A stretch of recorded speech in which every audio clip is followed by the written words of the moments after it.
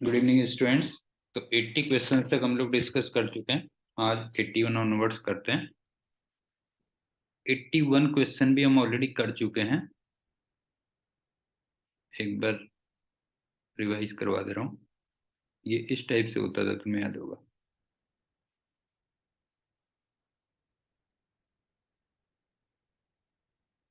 ये था ना, इसकी रेडियस r थी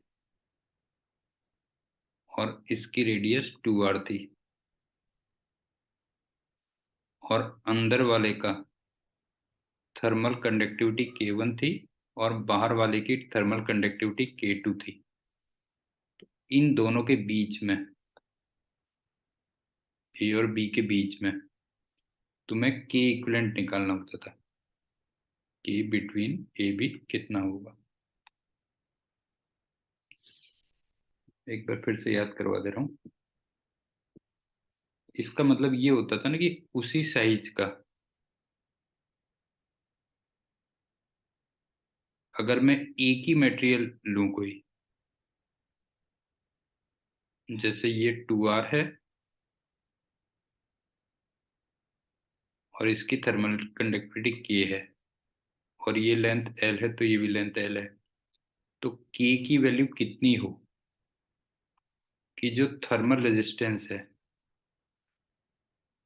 थर्मल रेजिस्टेंस को मान लो मैं X कह देता हूँ, ये अनचेंज है। ये तो होता था।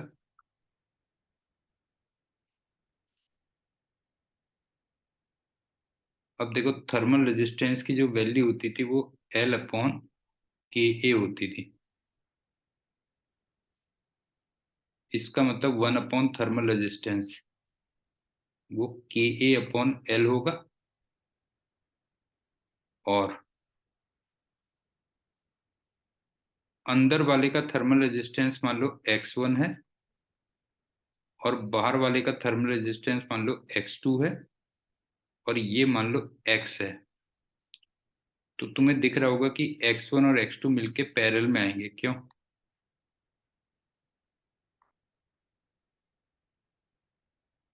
और तब जाके ये X बनाएंगे ना। अच्छा, कंफ्यूज मत होना। कई बार जैसे ना, सीरीज तो सीधी सी बात है, सीरीज तो साफ साफ दिखता है ना, जैसे ये है फिर ये है, ये सीरीज हो गया। लेकिन अगर मान लो ये है और इसके साथ ही एक तरीके से ये है, तो ऑब्वियस सी बात है पैरेलल में होंगे ना फिर। तो कंफ्यूज मत होना इसमें। तो हम क्या करते थे, 1/x की जो वैल्यू होती थी उसको 1/x1 प्लस 1/x2 लिखते थे। और 1/x को मैं ये ले रहा हूँ, ठीक है। तो ये आ गया Ka/L। तो ये हो जाएगा K1 A1/L plus K2 A2/L। और फिर ये L हो जाता है कैंसिल। क्यों? अब उसके बाद बस ये होता था कि A जो तुम्हें लिखना है, ये वाला पूरा एरिया हो जाएगा ना। तो पाई इंटू 2r² मतलब 4πr² हो जाएगा। और A1 का मतलब ये वाला एरिया, और ये तुम्हें दिख रहा होगा πr²। और A2 का मतलब ये बाहर का एरिया। क्यों? और बाहर का एरिया क्या होगा, टोटल एरिया में से 4πr² में से ये πr² माइनस हो जाएगा, इसका मतलब 3πr² आ जाएगा। ये हम पहले भी कर चुके हैं। ये नेक्स्ट चलते हैं 82।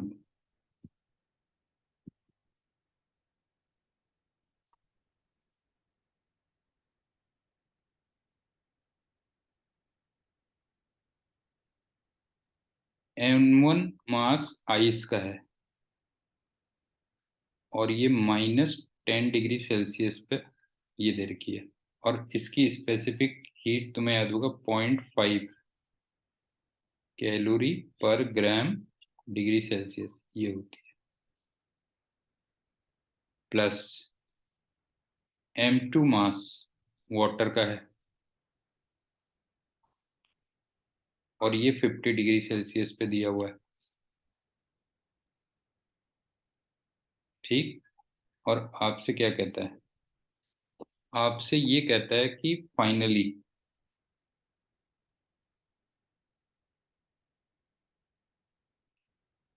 कोई आइस नहीं रह जाती है, नो आइस लेफ्ट, और मिक्सर का टेम्परेचर 0 डिग्री सेल्सियस पे आ जाता है। तो तुम्हें लेटेंट हीट पूछी थी, M1 M2 उसके टर्म्स में ऐसे कह लो। अब सुनो, इस टाइप की इक्वेशन में एक ही चीज तो लगती है, heat given equal to heat taken. क्यों? अब ऑब्वियस ही बात है, जो ज्यादा टेम्परेचर पे होगा वो हीट गिवन की कैटेगरी में आएगा ना, वो हीट गिवन की कैटेगरी में आएगा। और ये 50 डिग्री सेल्सियस से 0 डिग्री सेल्सियस पे आ रहा है, वाटर ही, यहाँ ध्यान रखना। तो इसका मतलब MS डेल्टा थीटा लगेगा ना सर। तो ये कितना हो जाएगा, M2, S का मतलब 1 हो गया। क्यों? और डेल्टा थीटा का मतलब 50 में से 0 50 हो गया। अब हीट टेकन की कैटेगरी में आ जाओ। ये पहले -10 से 0 डिग्री सेल्सियस की आइस पे जाएगी।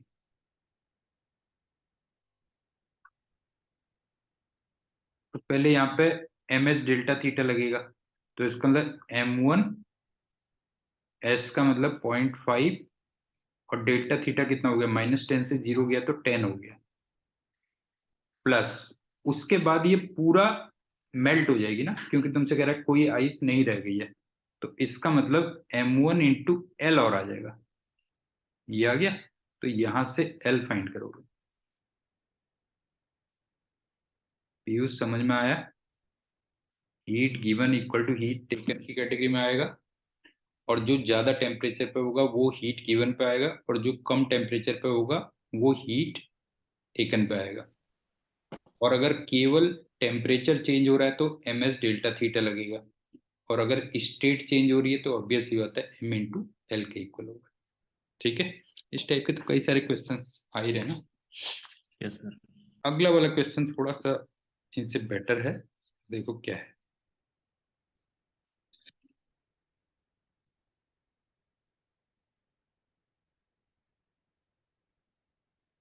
इसमें ना वाटर दिया था,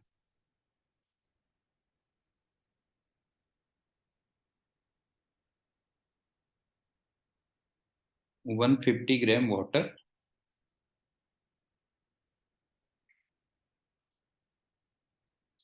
एट 0 डिग्री सेल्सियस दिया था। अब उसके बाद तुमसे क्या करता है कि यहाँ से जो एयर है ना, ये एयर है, एयर इज पम्प्ड आउट, एडियबिटिकली कहा था।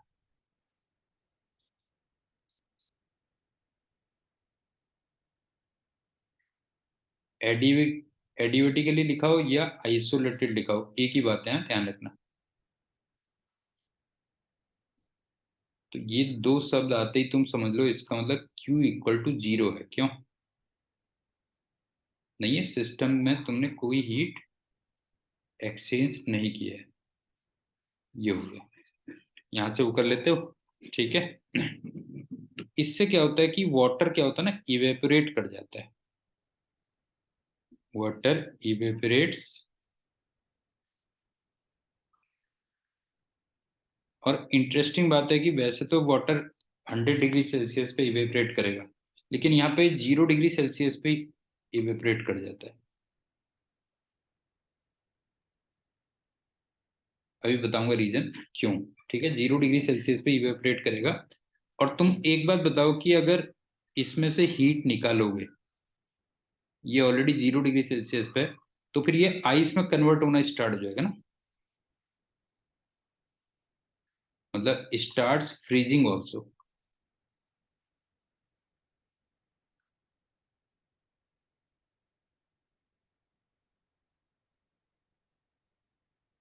टीएम समझ में आ रहा है बता? कि अगर तो जी सर, क्लियर। 0 डिग्री सेल्सियस, बस एक वो चीज हो गया कि 0 डिग्री सेल्सियस पे क्यों इवेपोरेट कर रहा है ये भी बताता हूँ, ठीक है। अब ये बता कि अगर 0 डिग्री सेल्सियस के वाटर से तुम हीट निकालना शुरू करोगे तो फ्रीज करना स्टार्ट नहीं कर जाएगी, बताओ जो है, फ्रीज करना स्टार्ट कर जाएगी ना, ठीक है। तो वो कर जाएगी। तो तुमसे कहता है कि मास मास ऑफ वाटर इवेपोरेटेड,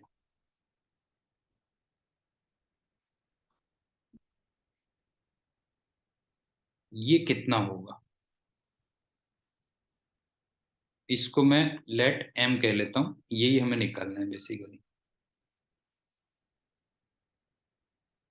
अब सबसे पहले तो मैं ये तुम्हें रीजन दे देता हूं कि 0 डिग्री सेल्सियस पे, अच्छा दोनों की ना लेटेंट हीट दे रखी है तुम्हें, लेटेंट हीट दोनों की। अब दोनों कौन सी, अभी ये भी बताऊंगा, गिवन है तुम्हें। अब सुनो, सबसे पहले हम ये करते हैं कि 0 डिग्री सेल्सियस पे ये क्यों इवेपोरेट करेगा। देखो, अगर एटमॉस्फेयर होता तो क्या होता ना, कि इसको एटमॉस्फेरिक प्रेशर ऐसे दबा रहा होता, ये एटमॉस्फेरिक प्रेशर है। अब एयर मॉलिक्यूल्स को इवेपोरेट करने के लिए एक तरीके से बाहर जाना है, बता पीयूष, समझ में आ रहा है बता जो है। ऊपर से क्या कर रखा है, ऊपर से एटमॉस्फेयर ने उसको दबा के रखा हुआ है, और इवेपोरेट करने के लिए क्या हो रहा है कि वाटर मॉलिक्यूल्स को बाहर जाना है इवेपोरेट करने के लिए। अब ये बता कि जैसे जैसे मैं एटमॉस्फेरिक प्रेशर कम करता जाऊंगा, ये बता एटमॉस्फेरिक प्रेशर अगर मैं कम करूंगा तो जो इवेपोरेशन पॉइंट है, मतलब जिसे हम बॉइलिंग पॉइंट भी कहते हैं, बॉइलिंग पॉइंट, वो कम हो जाएगा या नहीं हो जाएगा बता। Yes sir. भाई प्रेशर कुकर में उल्टा होता है ना, प्रेशर कुकर में क्या होता है, अंदर प्रेशर ज्यादा होता है, तो इसका अंदर बॉइलिंग पॉइंट बढ़ता जाता है। आई थिंक समझ में आ रहा होगा कि एटमॉस्फेयर ने उसको दबा के रखा हुआ है, और इवेपोरेशन के लिए क्या हो रहा है कि एयर मतलब वाटर मॉलिक्यूल्स को बाहर निकलना है। अब मैं जैसे जैसे प्रेशर को कम करता जाऊंगा तो ऑब्वियस सी बात है क्या होगा, वो कम टेम्परेचर पे क्या होगा, बॉईल करना शुरू कर देगा। और ये बताओ, जब मैं एटमॉस्फेरिक प्रेशर को बिल्कुल जीरो कर दूंगा, मान लो, ये मान लो मैं जीरो कर दूं बिल्कुल, मतलब वैक्यूम कर दूं ना बिल्कुल, तो ये बताओ कि जो बॉइलिंग पॉइंट होगा वो 0 डिग्री सेल्सियस नहीं हो जाएगा टीएम। जी सर।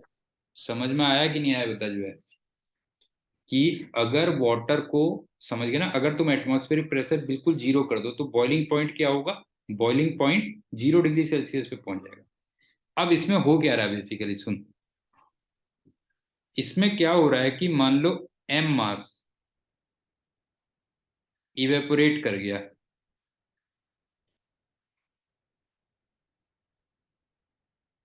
तो इसको कितनी हीट चाहिए, क्यू नीडेड,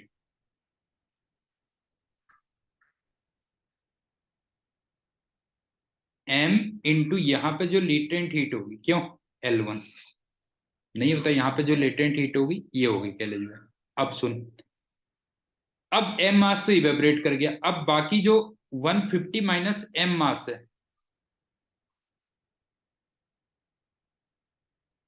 150 माइनस एम मास जो है, जो बच गया, इसका मतलब ये फ्रीज कर जाएगा ना फिर।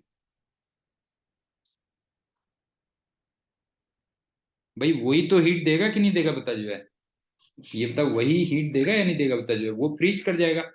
इसका मतलब ये कितनी हीट देगा, क्यू गिवन इक्वल टू क्या हो जाएगा, क्यू गिवन हो जाएगा 150 माइनस एम, वहां पे जो लेटेंट हीट दे रखी होगी तुम्हें L2। अब तुम इन दोनों को इक्वल कर देना, समझ गए ना, दोनों हीट को इक्वल कर देना, और वहां से m निकाल देना, बस हो गया। Equate and find m।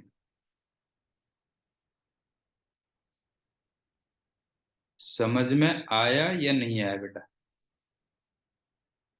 सबसे यस पहली सर। बात तो प्रेशर जैसे जैसे बढ़ाते जाओगे बॉइलिंग पॉइंट बढ़ता जाएगा, और प्रेशर जैसे जैसे कम करते जाओगे तो बॉइलिंग पॉइंट कम होता जाएगा। और जीरो जब वैक्यूम हो जाएगा तो 0 डिग्री सेल्सियस पे भी वो बॉईल करना शुरू कर देगा या इवेपोरेट करना शुरू कर देगा। एक तो ये हो गया। अब 150 ग्राम वाटर में से क्या हुआ, एम मास तो इवेपोरेट हो गया। तो इसका मतलब उसको कितनी हीट चाहिए, एम इंटू वहां पे जो लेटेंट हीट दे रखी होगी।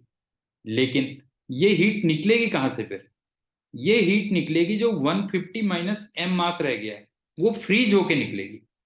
समझ गए ना, वो फ्रीज होगा जो है। तो इसका मतलब वो हो गया 150 माइनस एम इंटू L2, उतना वहां से निकल गई। अब दोनों को तुमने इक्वेट कर दिया तो यहां से एम निकल गया। कंसेप्ट समझ में आ गया बिल्कुल? ये बता पीयूष, कोई डाउट है? कोई भी डाउट है तो बता सर दे। थोड़ा अलग टाइप का था ये क्वेश्चन। नेक्स्ट चलते हैं 84। ये तो फिर उसी टाइप का हो गया।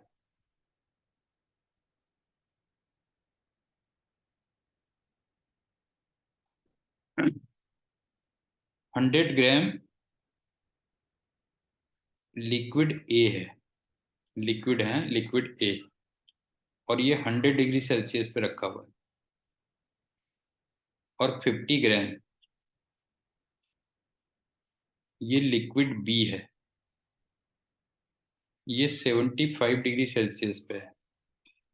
इन दोनों को जब मिक्स करते हो तो तुम्हारा टेम्परेचर 90 डिग्री सेल्सियस पहुंच जाता है। एक तो ये दे रखा है।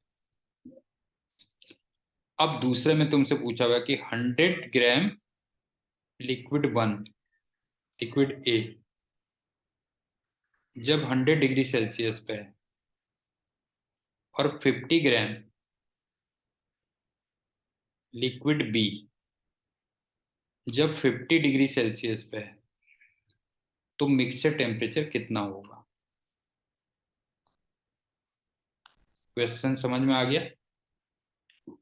100 ग्राम लिक्विड ए 100 डिग्री सेल्सियस पे, 50 ग्राम लिक्विड बी 75 डिग्री सेल्सियस पे जब मिक्स करते हो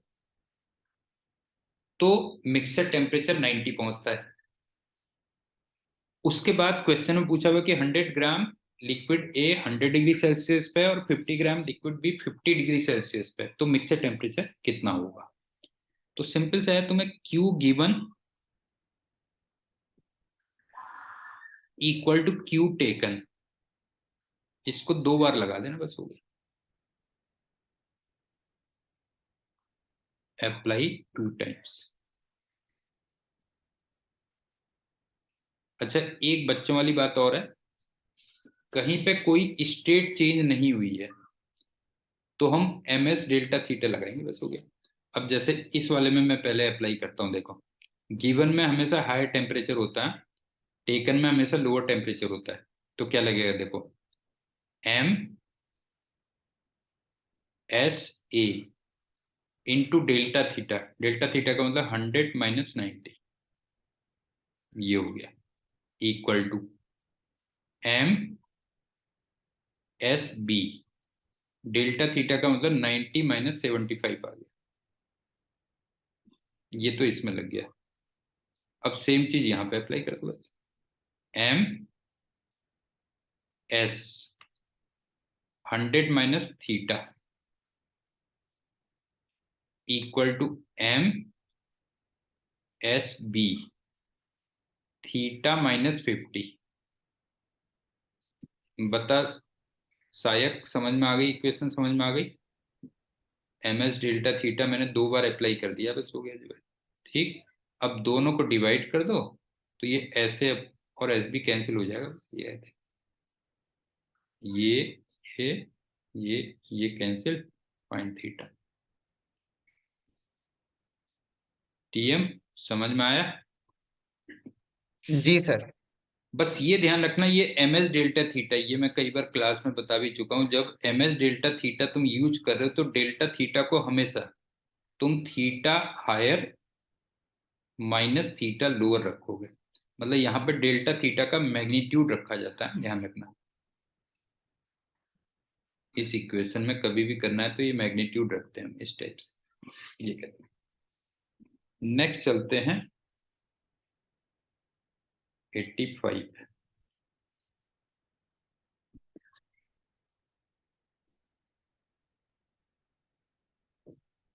नंबर ऑफ मोल 1 दे रखा है, मोनो एटॉमिक गैस है,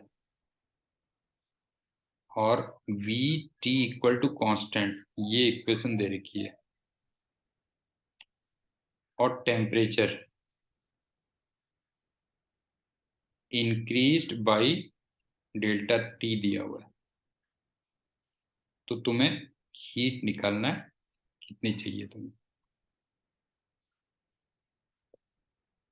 1 मोल है, मोनो एटॉमिक गैस है, और प्रोसेस तुम्हें दे रखी है V T equal to constant, और टेम्परेचर को तुम डेल्टा टी इंक्रीज करते हो, तो हीट निकालनी क्या है।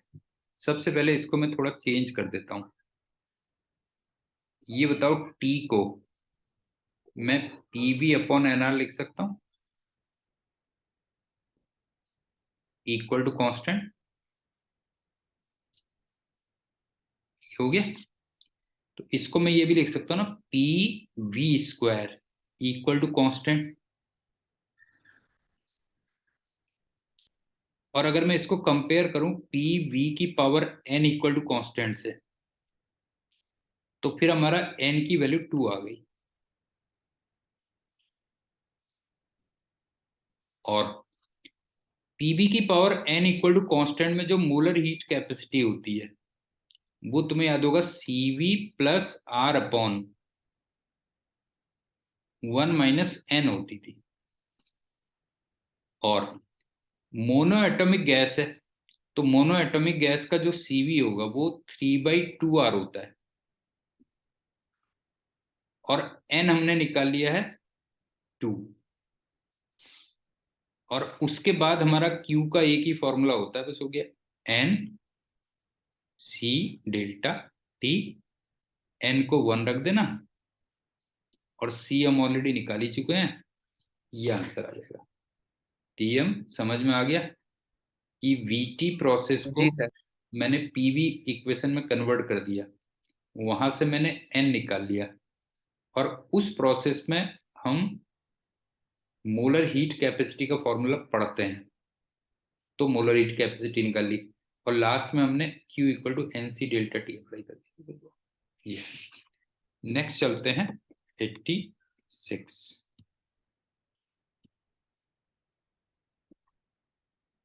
ये क्वेश्चन तो बस कैलोरीमीट्री में तुम देख ही रहोगे कितनी बार आ रहे हैं। एक मेटल बॉल है,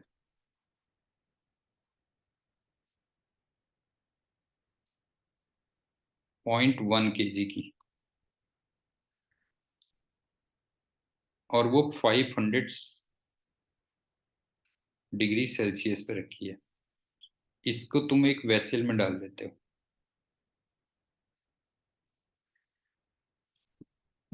वेसल की तुम्हें हीट कैपेसिटी दे रखी है सीधे सी, और वो दे रखी है 800 जूल पर केल्विन, ये हो गई। और इसमें क्या है, इस वेसल में 0.5 kg वाटर है 30 डिग्री सेल्सियस पे। और तुम्हें मेटल की और वाटर की स्पेसिफिक हीट दे रखी है, ठीक है।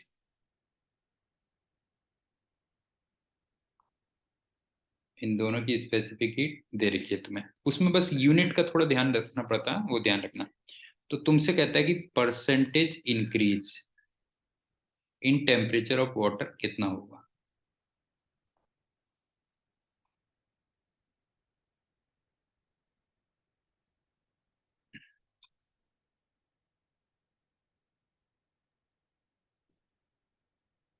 एक बार रिपीट कर रहा हूँ, मेटल बॉल है 0.1 kg की, 500 डिग्री सेल्सियस पे है, और उसको तुम एक वेसल में डाल देते हो। उस वेसल की लेकिन हीट कैपेसिटी दे रखी है सीधे सीधे, स्पेसिफिक हीट नहीं, हीट कैपेसिटी। और उसमें 0.5 kg वाटर है 30 डिग्री सेल्सियस पे। ठीक, तो तुमसे कहता है कि वाटर का टेम्परेचर परसेंटेज वाइज कितना इंक्रीज करेगा। तो मैं मान लेता हूं लेट फाइनल टेम्परेचर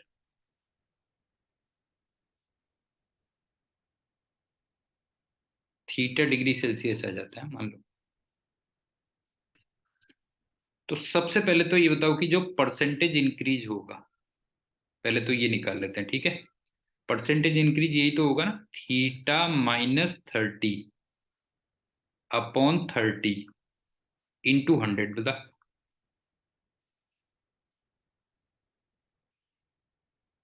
पीयूष बता, समझ में आया कि नहीं आया? भाई इनिशियल यस टेम्परेचर 30 था और लास्ट में मैं कह रहा हूँ टेम्परेचर थीटा हो जाता है, तो इसका मतलब परसेंटेज इंक्रीज कितना हो जाएगा, θ-30 अपॉन 30 इंटू 100। अब बात आती है कि थीटा कैसे निकालोगे। थीटा में तुम heat given equal to heat taken से जाओगे, और मैंने तुम्हें बताया कि ज्यादा टेम्परेचर वाला हीट देता है और कम टेम्परेचर वाला हीट लेता है, ठीक है। तो अब इस पे आ जाओ, देखो मैं कैलोरी पे यूज करता हूँ, पूरे का पूरा कैलोरी यूज करता हूँ। देखो 0.1 kg, तो ये 100 ग्राम हो गया एम। एस मेटल का रख देना। डेल्टा थीटा कितना हो गया, 500 माइनस थीटा, ये हो गया। अब उस पे आ जाओ, वैसिल कितना लेगा, इसको थोड़ा सा ध्यान से देखना। 800 जूल पर केल्विन है, पर केल्विन। जूल को अगर मैं कैलोरी में कन्वर्ट करूं तो ये इतना हो गया ना, 800 अपॉन 4.18। समझ गए ना, 4.18 कैलोरी पर केल्विन, ये हो गया, ठीक है। ये तो हीट कैपेसिटी आ गई। अब इसका टेम्परेचर कहां से कहां तक जा रहा है जरा बताओ, जो है 30 से लेके थीटा तक जा रहा है, तो इसका मतलब θ-30 हो गया, ये हो गया। अब वाटर पे आ जाओ। वाटर का भी मास दिया था, 0.5 kg दिया था ना। हाँ ठीक है, वाटर का कितना है देखो, 0.5 kg mass means 500 gram M. Water का स्पेसिफिक हीट होता है एस, और डेल्टा थीटा का मतलब हो गया θ-30। ये कैलकुलेशन समझ में आई कि नहीं आई बेटा, ये बताओ जो है, फाइंड थीटा।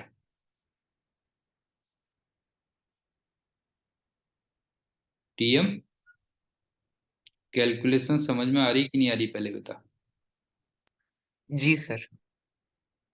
लेकिन बस ये ध्यान रखना है कि यहाँ पे जो स्पेसिफिक हीट ऑफ मेटल होगी ना, इसको भी तुम फिर उसमें लिखोगे बेटा, जो है कैलोरी पर ग्राम डिग्री सेल्सियस, या फिर कैलोरी पर ग्राम केल्विन, इसमें लिखना पड़ेगा, बस तुम्हें ये ध्यान रखना होगा।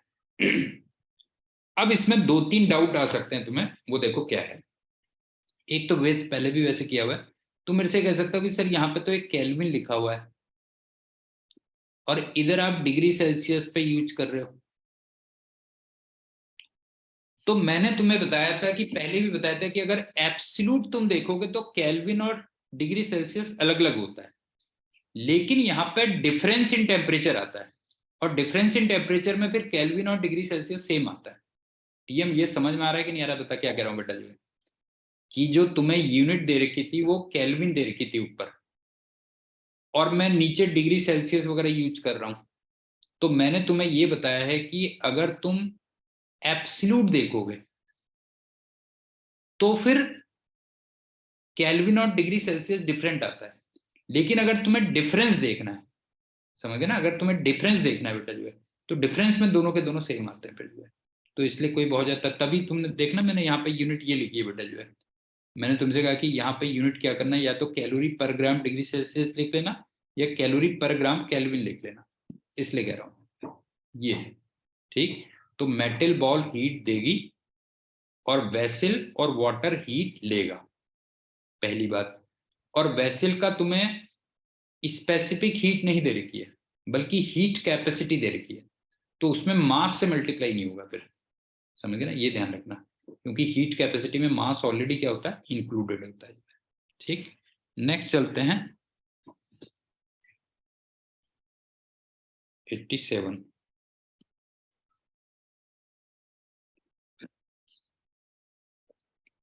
कैलोरीमेट्री के ही देखो कितने क्वेश्चंस आ रहे हैं, सारे के सारे क्वेश्चंस। टीएम, ये पिछले वाले में कोई कंफ्यूजन तो नहीं है बेटा? यूनिट्स वगैरह में कोई कंफ्यूजन तो नहीं है? नहीं सर, कोई डाउट नहीं। बिल्कुल नहीं है ना, मतलब जो है अगर एब्सोल्यूट टेम्परेचर देखना है तो अलग अलग होंगे वो, डिग्री सेल्सियस और केल्विन, लेकिन डिफरेंस देखोगे तो सेम आएगा। एक तो ये कंसेप्ट था। दूसरा, मैंने तुमसे कहा कि उसमें वेसल की तुम्हें स्पेसिफिक हीट नहीं दे रखी थी, बल्कि हीट कैपेसिटी दे रखी थी। तो हीट कैपेसिटी में मास ऑलरेडी इंक्लूडेड होता है, वो तुम यूनिट से भी देख ही सकते हो। ठीक है, ये ध्यान रखना। अब चलते हैं 87। आइस है -20 डिग्री सेल्सियस पे, प्लस 50 ग्राम वाटर है 40 डिग्री सेल्सियस पे, और तुमसे कहता है जो मिक्सचर है रीचेज 0 डिग्री सेल्सियस पे पहुंच जाता है जो है, ठीक है, और 20 ग्राम आइस स्टिल अनमेल्टेड।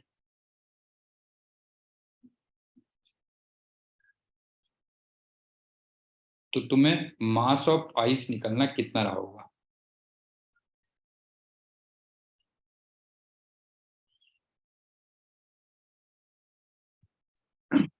वही मैं लेट एम कर लेता हूँ।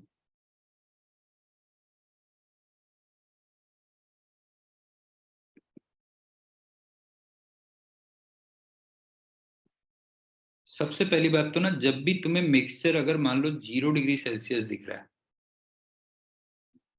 तो तुम्हें हमेशा एक दिमाग में होना चाहिए कि यार इसका मतलब इसमें ना दो ही चीजें हैं, आइस और वाटर। बता, समझ में आ रहा है?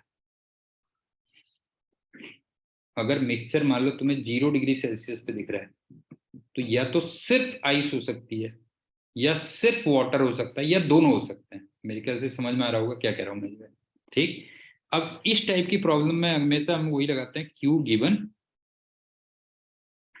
Equal to Q taken. जो ज्यादा टेम्परेचर पे है वो हीट गिवन की कैटेगरी पे आएगा, तो इसका मतलब ये 0 डिग्री सेल्सियस के वाटर में चला गया होगा।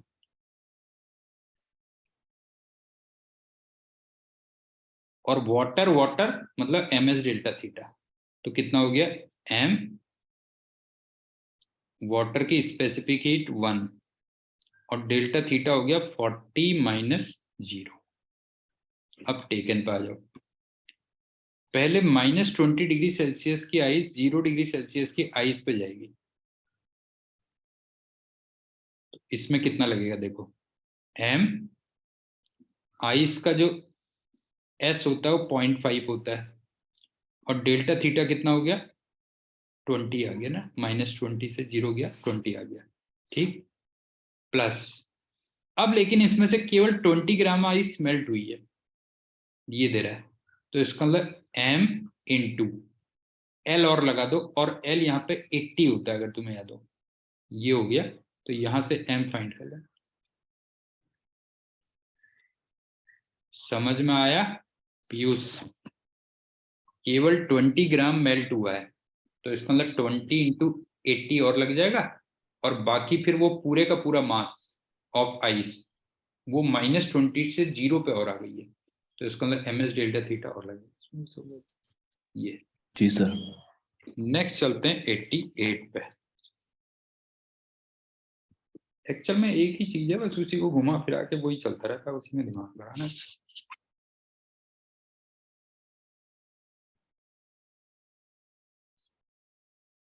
फिर से वही आ गया, एक मेटल है 192 ग्राम का, 100 डिग्री सेल्सियस पे, प्लस ब्रास का कैलोरी मीटर है।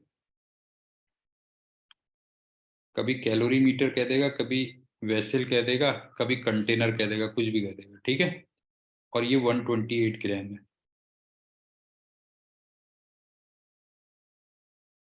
और इसमें 240 ग्राम वाटर है।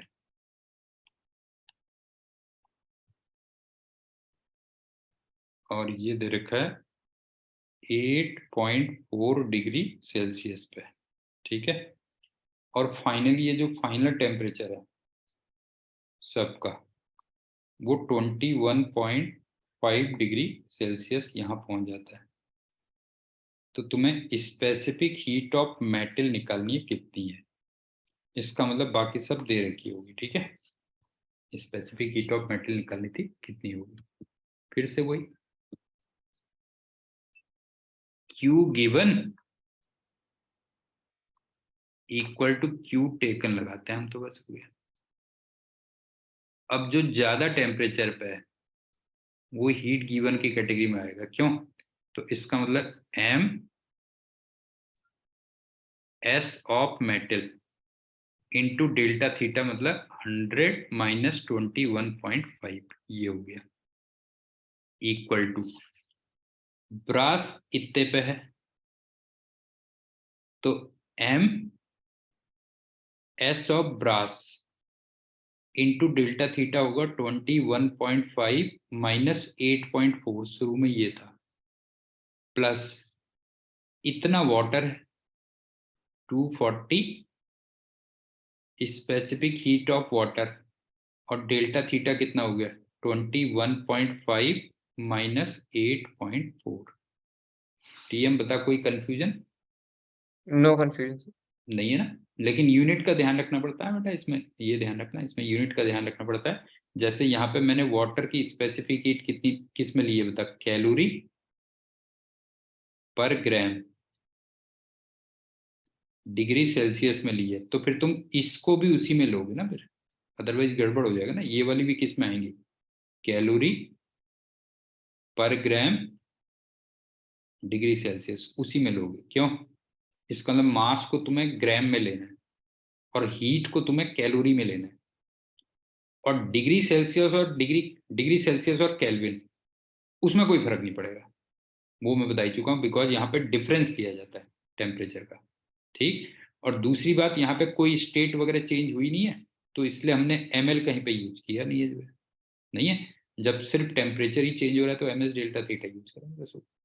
ये नेक्स्ट चलते हैं 58 59।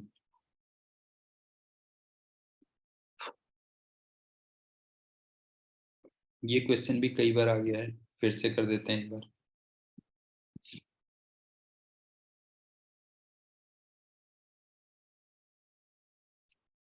ये रॉड है, इसका टेम्परेचर तुम इंक्रीज भी करते हो और साथ में ऐसे कंप्रेसिव फोर्स भी लगाते हो।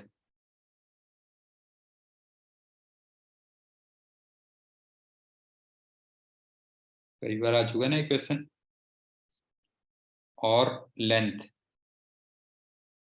अनचेंज रहती है, बस कंसेप्ट बता दे रहा हूँ। अब टेम्परेचर बढ़ाओगे तो लेंथ बढ़ेगी, और कॉम्प्रेसिव फोर्स लगाओगे तो लेंथ कम होगी, और लेंथ को तुम्हें अनचेंज रखना है। तो ऑब्वियस सी बात है, डेल्टा एल जो टेम्परेचर की वजह से होगा, क्यों, डेल्टा एल जो टेम्परेचर की वजह से होगा, उसका मैग्नीट्यूड किसके इक्वल होना चाहिए, डेल्टा एल जो फोर्स की वजह से होना चाहिए, क्यों। और टेम्परेचर की वजह से कितना हो जाएगा, एल एल्फा डेल्टा थीटा।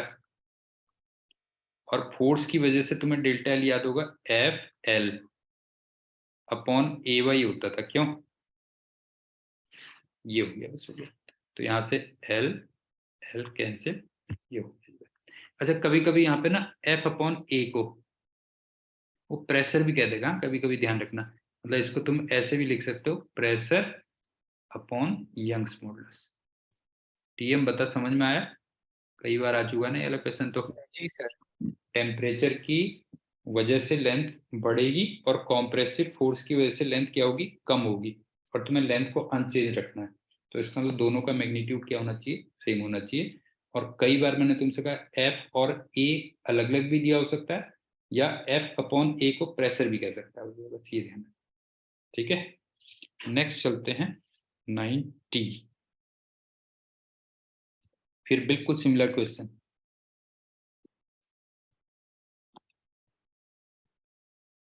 बिल्कुल सेम क्वेश्चन है। ये है,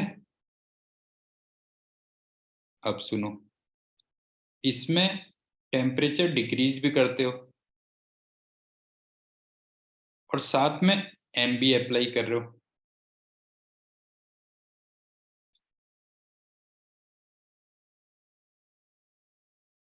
और तुमसे कहता है कि लेंथ अनचेंज रहती है। बिल्कुल ऊपर वाला क्वेश्चन है कि नहीं, ये बता।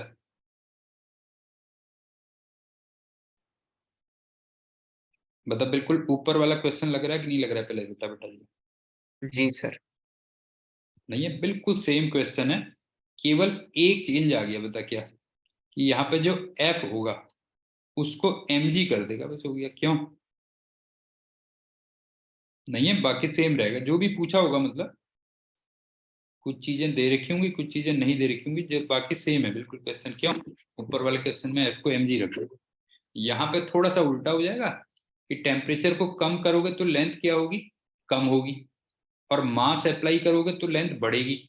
लेकिन तुम्हें लेंथ को अनचेंज रखना है, तो ऑब्वियस सी बात है दोनों की वजह से जो लेंथ में चेंज होना चाहिए वो सेम होना चाहिए। ठीक है, ये हो गया। नेक्स्ट चलते हैं 91।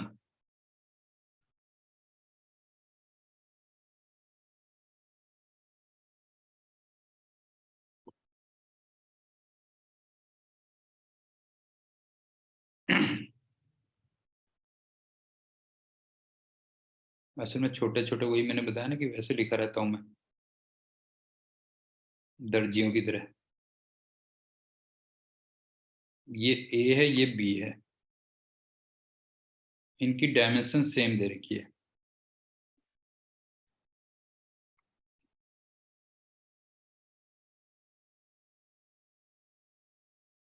और इसका जो टेम्परेचर चेंज करते हो 180 डिग्री सेल्सियस करते हो, और इसका जो टेम्परेचर चेंज करते हो वो टी करते हो,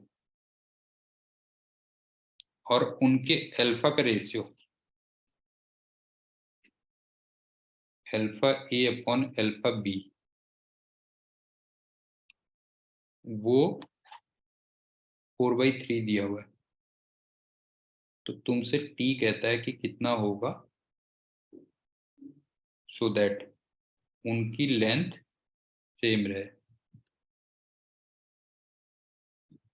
बच्चों वाला क्वेश्चन, ये बताओ कि इनिशियल लेंथ सेम थी और टेम्परेचर के बढ़ाने के बाद भी लेंथ सेम है, तो ऑब्वियस सी बात है जो चेंज इन लेंथ है वो सेम रहना चाहिए ना। क्यों?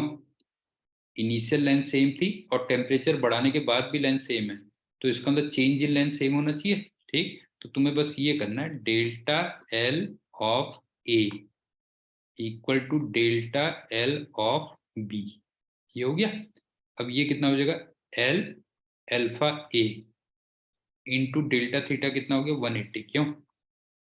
ये हो गया एल अल्फा बी, और डेल्टा थीटा कितना दे रखा है, टी दे रखा है। लेंथ यहाँ से के कैंसिल हो गई, अल्फा ए अपॉन अल्फा बी तुम्हें दे रखा है, यहाँ से टी निकाल है। क्यों? टीएम बच्चों वाला क्वेश्चन है यस सर। कि ओरिजिनल लेंथ सेम थी और टेम्परेचर राइज करने के बाद भी लेंथ सेम है, तो ऑब्वियस सी बात है चेंज इन लेंथ क्या होनी चाहिए, इक्वल होनी चाहिए दोनों केस में। ठीक है, नेक्स्ट चलते हैं 92।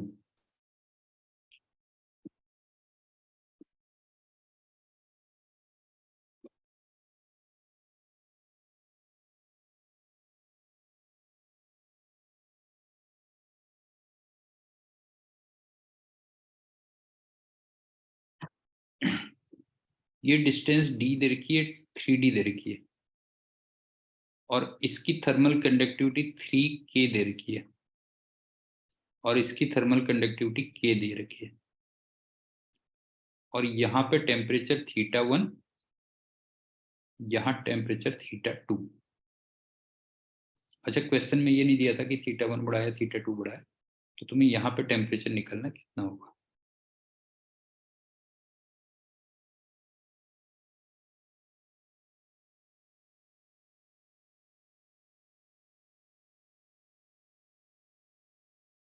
लेट मैं θ2 को बड़ा मान लेता हूँ θ1 से, तो ये बताओ इसका मतलब हीट करंट ऐसे फ्लो करेगी, बता। अगर θ2 बड़ा होगा तो क्या होगा, हीट करंट इधर को फ्लो करेगी ना, ठीक। और मान लो ये हीट करंट H1 है और ये हीट करंट H2 है, तो तुम्हें दिख ही रहा होगा दोनों सीरीज में है, इसका मतलब H1 और H2 क्या होंगे, इक्वल होंगे, क्यों। और जी सर। तुम्हें हीट करंट याद होगी, temperature difference upon thermal resistance होता है, और थर्मल रेजिस्टेंस होता है L/K, क्यों। तो इसका मतलब हीट करंट का फॉर्मूला हो गया टेम्परेचर डिफरेंस KA/L, वो रख लो बस, हो गया। अब H1 के लिए मैं टेम्परेचर डिफरेंस कितना लिखूं, θ2 माइनस θ, और इसका K दे रखा है 3K। Area of cross section दोनों जगह पे सेम दे रखा है, और यहाँ की लेंथ है D इक्वल टू, अब H2 में आ जाओ। H2 में जो टेम्परेचर डिफरेंस हो गया θ माइनस θ1 आ गया, इसकी थर्मल कंडक्टिविटी K दे रखी है, area of cross section A ही है, और लेंथ यहाँ पे 3D है। अब KAD कैंसिल, तो यहाँ से थीटा निकालो। समझ में आया TM, ठीक। सिंपल क्वेश्चन है, इस टाइप के भी हम कई बार करते हैं। बाकी चलो फिर करते हैं नेक्स्ट टाइम, ठीक। Okay, thank you and good day. Thank you sir. Okay बेटा, थैंक यू सर। ओके बेटा।